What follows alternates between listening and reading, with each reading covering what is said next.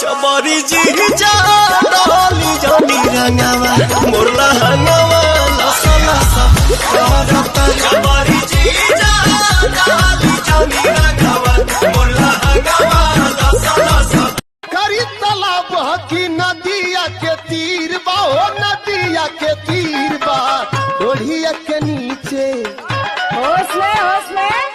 ढोलिया के नीचे काहे बबूनी गहीर बा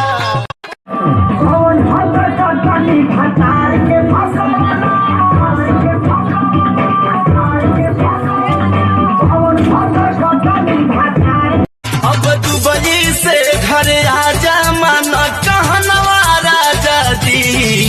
अब दुबई से घर आजा माना कहनवा राजा जी रतिया में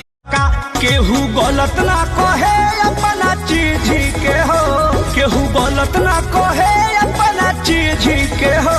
बोलो का भाव बात हरा लीची के हो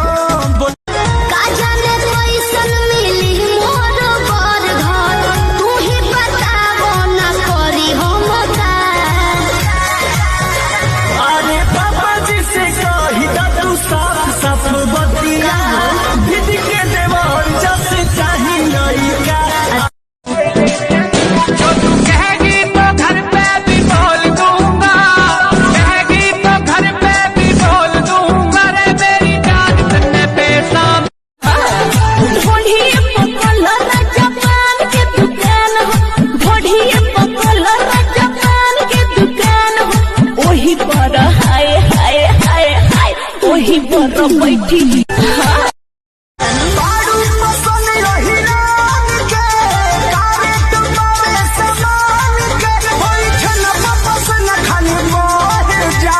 अच्छा